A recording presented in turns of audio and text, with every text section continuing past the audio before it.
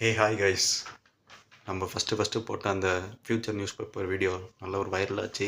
And part 2 நிறைய பேர் comment பண்ணியிருந்தீங்க. அதனால் இந்த வீடியோவில் பார்ட் 2 பார்த்துருவோம். இந்த வீடியோவில் வந்து அரசியல் செய்திகள் மற்றும் உலக செய்திகள் பார்க்க போகிறோம். ஃபஸ்ட்டு அரசியல் செய்திகளை பார்த்துடலாம் வாங்க. தமிழக வெற்றி கழகம் மற்றும் காங்கிரஸ் கூட்டணி உறுதி செய்யப்பட்டுள்ளது.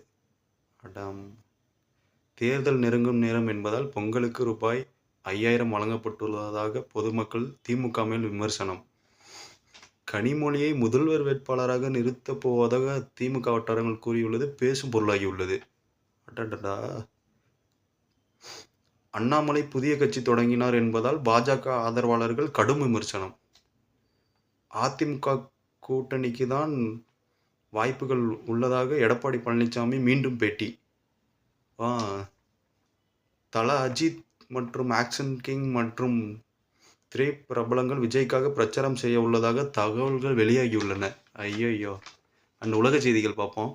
ஏரியா 51 தாக்கி அழித்த சைனா மற்றும் ரஷ்யா.